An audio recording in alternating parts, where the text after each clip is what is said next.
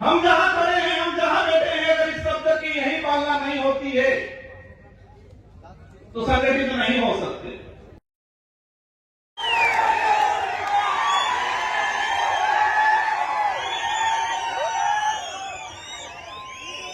आपका नंबर कब आ रहा है? मैं मन ही मन हंस रहा था कि देश की संसद में रात की 1:30 बजे तक बैठता हूं हमारे आदिवासी भाइयों की आवाज उठाने के लिए, तो यहां पर मुझे 5 बजे तक बैठने में कोई दिक्कत नहीं है। लेकिन आज भारत देश के अंदर पिछले 1.5 साल में 300 से 400 आदिवासी नक्सलाइट के नाम से मारे गए, इसमें किसी ने संज्ञान क्यों नहीं लिया? इसमें यहां पर भी बात नहीं हो रही है। हम कह रहे हैं एक तीर एक कमान, तो क्या छत्तीसगढ़, झारखंड, उड़ीसा वाले आदिवासी एक तीर एक कमान के अंदर नहीं आते? जब हल्दीघाटी का युद्ध हुआ था महाराणा प्रताप और अकबर की सेना के बीच में, वो समय महाराणा प्रताप हार गए थे।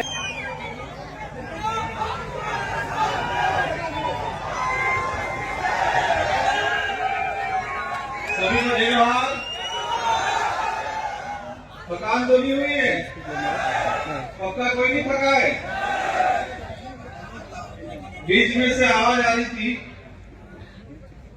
कि राष्ट्रवादी तुम संघर्ष करो, हम तुम्हारे साथ हैं। मेरी बात शुरू करूं। मैं जिस दिन से पैदा हुआ हूं और समझदार हुआ उस दिन से खुद के लिए, परिवार के लिए और कॉलेज राजनीति में आने के बाद समाज के लिए संघर्ष करता आ रहा हूं। और जब तक ये सांसें रहेगी, ये संघर्ष जारी रहेगा और आप जैसे साथियों का विश्वास, आप जैसे साथियों का जो हमारे प्रति आशा उम्मीद है, ये उम्मीद और आशा विश्वास मुझे और मेरे जैसे साथियों को और ताकतवर बनाने का काम करेगी। मैं इस कार्यक्रम को सफल बनाने के लिए कई दिनों से इस पंडाल को, इस जगह को व्यवस्थित बनाने वाले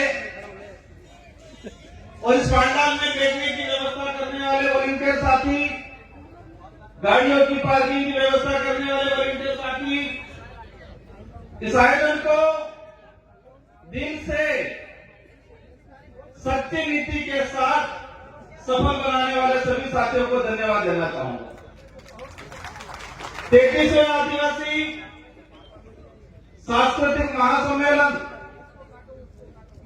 इस सम्मेलन में पूरे देश के आदिवासी समुदाय इस पंडाल में विराजमान है और सुबह से लगा के अनेक सोपानों के अंदर कार्यक्रम सफल हुए। 1-1:30 बजे हम पहुंचे और तब से अनेक वक्ताओं को सुना। आपने भी सुना, मैंने भी सुना। सबने अच्छी अच्छी बातें की, अधिकतर बातों पे तालियां बजी, अधिकतर बातों पे जयकारे लगे। एक बात कॉमन निकल के आई कि हमें संघर्ष करना है। सभी वक्ताओं की तरफ से जो बात आई उसमें एक कॉमन निकल के आई कि हमें संघर्ष करना है। और यह संघर्ष किस लिए करना है? अपने समाज के हक अधिकारों के लिए करना है, जल जंगल जमीन बचाने के लिए करना है। और फिर बात आई कि संघर्ष कैसे करेंगे? तो एकजुट होंगे तो संघर्ष होगा, ये बात आई। फिर नारे लगे, एक तीर एक कमान, आदिवासी एक समान। हम जिस मंच से, जिस जगह से हम बोलते हैं,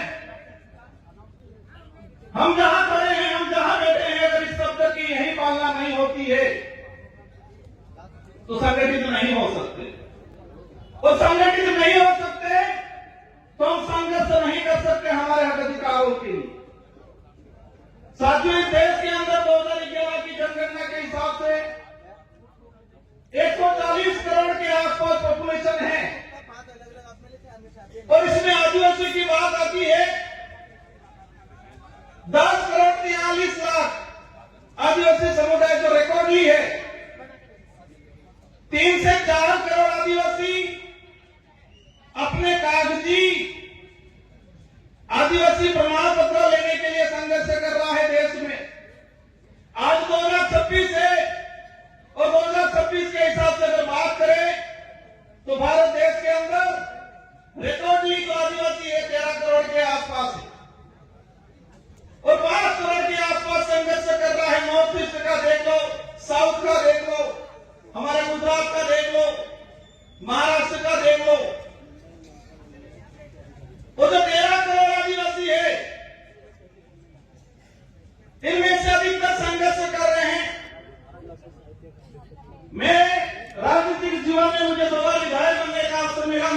विधानसभा क्षेत्र की जनता की ओर से और आप जैसे साथियों की बदौलत मेरे संसदीय क्षेत्र बांसवाड़ा डूंगरपुर की जनता की वजह से मुझे सांसद बन के अवसर मिला।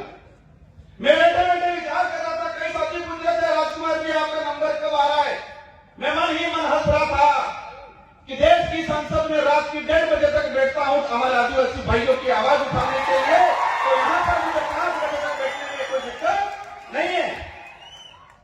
जिस देश की संसद में भूखे प्यासे रात की 1:30 बजे तक बैठा हूं आदिवासियों की आवाज बनने के लिए, तो मुझे यहां पर रात की 6 बजे 7 बजे 8 बजे तक बैठने में कोई दिक्कत नहीं है। मन ही मन लग रहा साथियों, संघर्ष करना है तो संघर्ष करना है तो पेशेंस रखना है हम सबको। मैं बात कर रहा था 13 करोड़ के आसपास आदिवासी है इस देश के अंदर रिकॉर्डली। पूर्व में पैसा कानून को लेके 5वीं अनुसूची को लेके फॉरेस्ट एक्टों को लेके बात की, तो 13 करोड़ में से अधिकतर आदिवासी समुदाय संघर्ष कर रहा है। कोई आरक्षण के लिए कर रहा है, कोई अपना घर बचाने के लिए कर रहा है, कोई अपनी पहचान को जिंदा रखने के लिए कर रहा है, कोई जल जंगल जमीन के लिए कर रहा है। फॉरेस्ट एक्ट की पूर्व वक्तव्य में बात की, भारत देश के अंदर 25 लाख वन अधिकार अधिनियम के दावे प्रक्रियाधीन पेंडिंग पड़े हुए हैं। 25 लाख, एक परिवार में 5 सदस्य भी अगर मान लेते हैं तो 1 करोड़ 25-30 लाख के आसपास जनसंख्या हुई। मतलब यह हुआ पहला संघर्ष कि वन विभाग के अंदर रहने वाला भारत देश का आदिवासी 1 करोड़ 30 लाख के आसपास, जो सरकारी रिकॉर्ड है, मेरा रिकॉर्ड नहीं है, जो फॉरेस्ट एक्ट के तहत दावे प्रक्रियाधीन चल रहे हैं, 1 करोड़ 30 लाख आदिवासी वन विभाग में बैठा हुआ संघर्ष कर रहा है और कागज में नहीं आया है, रिकॉर्ड में वो 1 करोड़ और होगा। देश के अंदर वन विभाग के बाद चारागाह बिराना जमीन की बात आती है और चारागाह बने बिराना जमीन की बात आती है। मैंने जो पहले मैंने जो रिकॉर्ड निकाला है उससे मुझे जानकारी मिली है कि 2.5 से 3 करोड़ आदिवासी चारागाह बिराना जमीन पे बैठा हुआ है, वह संघर्ष कर रहा है कागजी अधिकार लेने के लिए। साथ ही बात की बात समझना पड़ेगा, हम अधिकार की बात कर रहे हैं। इस जमीन पे हमारा पुरखाई अधिकार है, हम कहते हैं इस देश के मनोमालिक हैं, लेकिन कागजी अधिकार के लिए संघर्ष कर रहे हैं। कौन सा अधिकार चाहिए? कागजी अधिकार। उस जमीन पे आजादी से पहले हमारे बाप दादा बैठे हैं, उन्होंने कुआं खोदा है, मकान बनाया है, लेकिन उसके पास कागज नहीं है। अब ये समझना पड़ेगा कागज कब जाएगा उस परिवार में, उस समाज में। जब एजुकेशन जाएगा, स्कूल जाएगी, पढ़ा लिखा होगा तो कागज जाएगा। जिस समाज में एजुकेशन ही नहीं गया, आज पहली पीढ़ी एजुकेशन प्राप्त कर रही है और उनसे कहा जाता है कि अधिकार हो तो कागज दो, ये कागजी अधिकार। हम प्रयास करेंगे, देश के अंदर अनेक शोध संस्थाएं, इसरो है, बड़े बड़े सैटेलाइट लगे हुए हैं, उन सैटेलाइटों से पता क्यों नहीं लग रहा है कि आदिवासी कब से बैठा हुआ है उस धरती पे, उससे कागज क्यों मांगा जा रहा है? सबको गुमराह करने का तरीका है, बिजी रखने का तरीका है। सैटेलाइटों से छोटी छोटी चीजें कवर हो रही है और उस पर भी मैंने जाने का काम किया, लेकिन ये सैटेलाइट और ये सरकार, हमारे पूर्व जनजाति आयोग के अध्यक्ष जी ने कहा कि 2005 से पहला बैठा हुआ हर आदिवासी को पट्टा मिलना चाहिए, लेकिन सरकार क्या कह रही है? सैटेलाइट से देखेंगे, जिसका मकान है उसको देंगे। और हमारा मकान क्या छत वाला रहता है कि झोपड़ी वाला रहता है? ये सैटेलाइट, ये सरकार है, झोपड़ी वाला जो मकान है हमारा, केलूपोस मकान है, जो हमारा कुआं है, उसको मकान नहीं मान रही है। जो 4 दीवारी बनी हुई है, जिसकी छत लगी हुई है, उसी को मकान मान रहे हैं। अगर इस स्थिति में हमारे अध्यक्ष जी कह के जाते हैं कि हमें मिलेगा पट्टा, आज देश के अंदर जो स्थिति, इसके अलावा क्या बटे? इनसे ज्यादा तो लड़ रहे घरों में, पार्टियों में। कोई हिंदू बन गया, कोई ईसाई बन गया, कोई बौद्ध बन गया, कोई जैन बन गया, कोई मुस्लिम बन गया। पूर्व वक्ता ने कहा था कि आपस में ही लड़ रहे हैं और मेरा जैसे आकलन है, अगर हम नहीं समझे तो ये लड़ाई और तेज होने वाली है। जिस तरह मणिपुर में हुआ इसी तरह छत्तीसगढ़ में हुआ। आज एक चीज हमने देखी, देश के अंदर छोटी सी कुछ घटना हो जाती है, हाहाकार मच जाता है, मीडिया हो, सरकार हो, न्यायालय हो, कोर्ट हो, संज्ञान ले लेती है। लेकिन आज भारत देश के अंदर पिछले 1.5 साल में 300 से 400 आदिवासी नक्सलाइट के नाम से मारे गए। इस पे किसी ने संज्ञान क्यों नहीं लिया? इसमें यहां पर भी बात नहीं हो रही है। हम कह रहे हैं एक तीर एक कमान, तो क्या छत्तीसगढ़, झारखंड, उड़ीसा वाले आदिवासी एक तीर एक कमान के अंदर नहीं आते? सलमा जुडो चला 2005 से 2008 तक छत्तीसगढ़, झारखंड के अंदर। मैंने पार्लियामेंट में क्वेश्चन लगाया, सरकार को पूछा कि सलमा जुडो चला अभियान, कितने आदिवासी मरे? सरकार के लिए हमारे पास कोई फेक का आंकड़ा नहीं है। इंसान मरा है, भारत देश का नागरिक मरा है, और सरकार के लिए कि हमारे पास पूर्ण कोई आंकड़ा नहीं है। हजारों बहन बेटियों के साथ बलात्कार हुए थे सलमा जुडो में। उस समय भी अभियान नहीं चला था नक्सली उन्मूलन। आज भी अभियान चलाया जा रहा है नक्सली उन्मूलन। अगर नक्सली उन्मूलन होना था 2005 से 8 तक सलमा जुडो चला, तब क्यों नहीं हुआ? आज अभी चला। मैंने देश के गृह मंत्री जी से भी ये सवाल लगाया, पूछा है कि जिस आदिवासी 14 साल की बच्ची को हाथ में हथियार मिला है, क्या वो पैदा होने से पहले ही हथियार लेके आई थी? क्या 14 साल 15 साल की बच्ची, वो चाइना के हथियार हैं। आप सभी न्यूज चैनल में देख रहे होंगे, जो हथियार आदिवासियों से बराबर हो रहा है, क्या वो आदिवासी चाइना जाके हथियार लेने गया? उन आदिवासियों को हथियार पकड़ाने वाले कौन उद्योगपति है, कौन राजनेता है? जब तक इनका खुलासा नहीं होगा, आदिवासी इधर भी रहेगा, फौज में भी आदिवासी, उधर भी आदिवासी। मर कौन रहा है? आदिवासी बन रहा है। आदिवासी नहीं होगी देश का किसान कौन का, गरीब कौन का आदमी मर रहा है, वो भी फौज में कौन जाएगा? क्या उद्योगपति अदानी अंबानी का देखा जाएगा फौज में? आज देश के अंदर हजारों हेक्टर, लाखों हेक्टर जमीन पिछले 5 सालों के अंदर लीज पे दिए फॉरेस्ट। एक चीज देखा, मेरे अंदर भी पहले डर था, जो कोई कार्यक्रम कराते हैं उनका भी डर रहता है कि कोई कुछ बोल नहीं दे, पीछे हमारा को पुलिस पूछेगी। डर से लड़ाई नहीं लड़ी गई। डरोगे तो मरोगे। हम सच्चाई के लिए लड़ रहे हैं तो लड़ना पड़ेगा। अगर हम जो बात बोल रहे हैं, सरकार लिख के दे रही, ये गलत है। जो बात हम पार्लियामेंट में बोल सकते हैं, वो बात इस मंचों से भी होनी चाहिए आप लोगों के साथ। मैंने कहा था मुझे बारी नहीं मिलेगी, चलेगा। मैंने यह भी कहा था मुझे नहीं बोलना, मैं सुनना चाहता हूं। साथियों, मैं पिछले सम्मेलन आयोजन कमेटी का सम्मान करता हूं सभी का। मैंने पिछली बार तो क्या कहा था कि हम जो हर साल आयोजन करते हैं, जितने जो वक्ता अपनी बात रखते हैं, एक मेमोरेंडम बनाए, प्रस्ताव बनाए, और वही डेलीगेशन राष्ट्रपति से मिले, प्रधानमंत्री से मिले, सारे राज्यों के मुख्यमंत्री से मिले। ये करना पड़ेगा। बाकी हम सांसद बन जाएंगे, विधायक बन जाएंगे, इनमें से लेके फिर जो जिनके मंशा है वो बन जाएंगे, होना कुछ नहीं। देश के अंदर 47 आदिवासी सांसद आते हैं।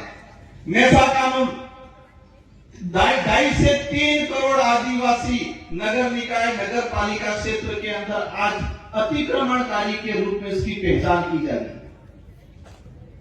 2.5 से 3 करोड़ आदिवासी म्युनिसिपल एक शेड्यूल्ड एरिया के अंदर स्पष्ट कहा गया है। और इसका मैंने पार्लियामेंट 2001 से, साथियों एक बात का जानना आज कि देश की संसद को भी देखा है, राजस्थान की विधानसभा को भी देखा है, लेकिन हर कानून आता है जिस बजट सत्र में आता है उसी बजट सत्र में पास हो जाता है। लेकिन आदिवासियों के कानून 25-30 साल हो गए, 25-25 साल हो गए संसद में आने के बावजूद भी रुके हुए।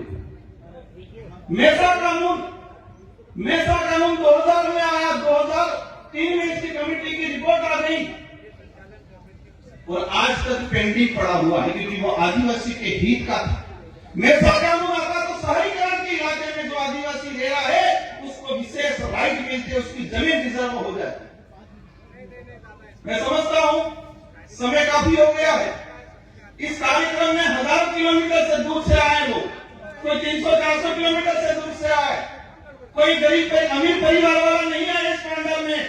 गरीब परिवार से आए हुए लोग, क्योंकि अमीर तो आरक्षण ले लिया, नेता बन गया, अधिकारी बन गया, अपनी मस्ती में आधुनिक सुख सुविधाओं को संभव करने में मस्त है। सारे ऐसे नहीं होंगे, 10% है हमारे बीच में अधिकारी कर्मचारी आए हुए, इनका सम्मान करता हूं मैं, लेकिन अधिकतर रिजर्वेशन का लाभ लेते हुए घर पे बैठे हुए। इस पांडाल में मजदूरी करने वाला भाई आया हुआ है। और ये बात भी समझना भाइयों, आजादी की लड़ाई देख लो, अंग्रेजों से लड़े हो, मुगलों से लड़े हो, राजा रजवाड़ा से लड़े हो, उनसे लड़ाई किसने लड़ी है? आदिवासी ने लड़ी है। और आदिवासी में भी किसने लड़ी है? जो गरीब था उसी ने लड़ी है भाइयों। बिरसा मुंडा को हम याद करते हैं, वो गरीब परिवार से थे। संविधान सभा में जयपाल सिंह मुंडा ने बात रखी थी। और एक बात सबको जानना पड़ेगा कि संविधान सभा में अगर जयपाल सिंह मुंडा नहीं होते, 1875 का जो अधिनियम है, जो हमारे प्रावधान थे, जो 1950 के संविधान के अंदर सम्मिलित नहीं होते, वो जयपाल सिंह मुंडा को आज हम भूलते जा रहे हैं। साथियों, बातें अनेक हैं, लेकिन मेरी 2 से 3 बातें आपसे अपील है।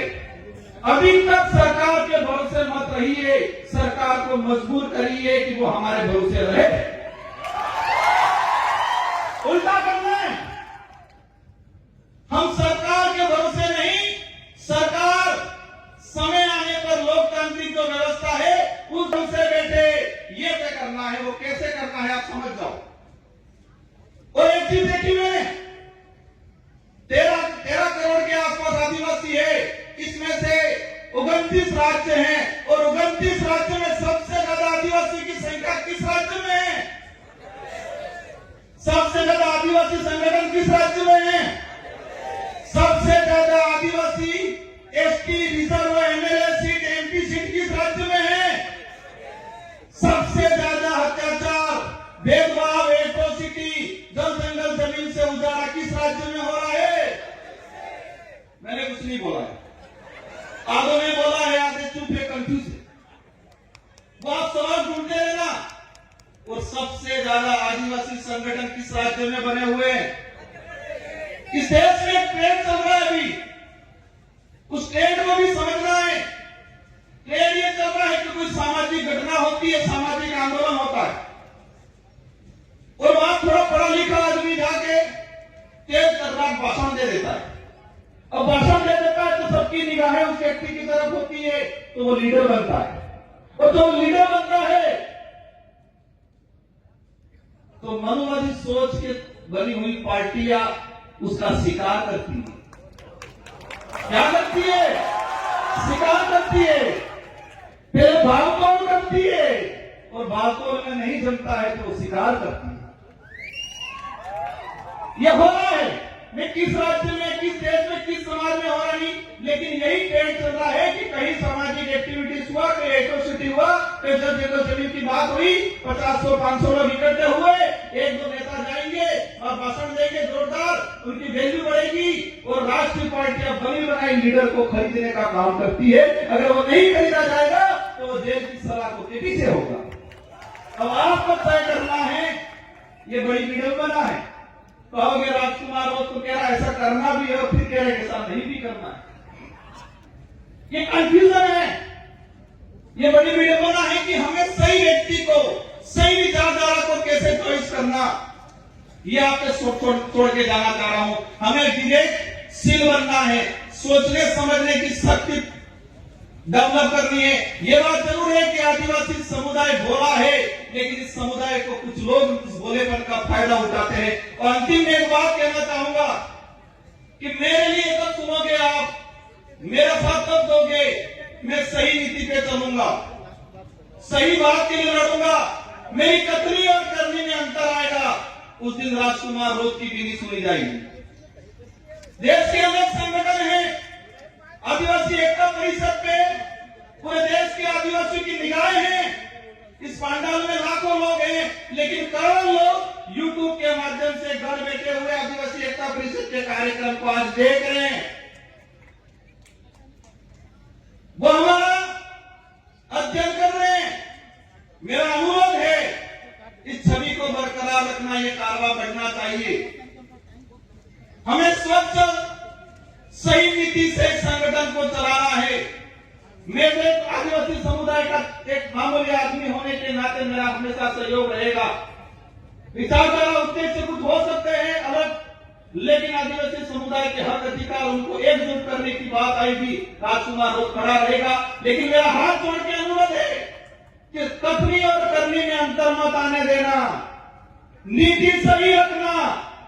अगर नीति में मेरी और कथनी करनी में मेरा उदाहरण ले लेता हूं, फर्क आ गया, समाज आज कारवा है, लेकिन नीति और करनी और कथनी में अंतर आ गया, पीछे कोई नहीं मिलेगा कुछ समय बाद। इस बात को ध्यान रखना चाहिए।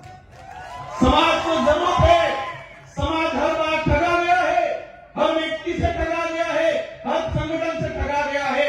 हम प्रयास करते हैं, हम सबको मिलकर प्रयास करना है, क्योंकि एक बार कोई लीडर बनता है और वो कोई गड़बड़ कर देता है, समाज ठगा हुआ महसूस करता है।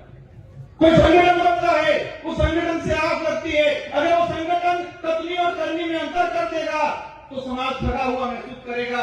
भाइयों, आजादी के बाद से हजारों बार आदिवासी समाज ठगा हुआ है, व्यक्तियों के द्वारा, संगठनों के द्वारा। हम प्रयास करो, आप ज्यादा कुछ नहीं कर पाओगे चलेगा, लेकिन कथनी और करनी में अंतर मत आने देना और सही नीति से, निष्पक्ष नीति से हमें आगे बढ़ना है। इन शब्दों के साथ आप सबको धन्यवाद, आभार। जय जवाहर, जय भारत, जय वीर गुरुदेव, जय संविधान। एक तीर एक कमान, एक तीर एक कमान, इस नारे की भावना है, उसको जिंदा रखना। जय जवाहर।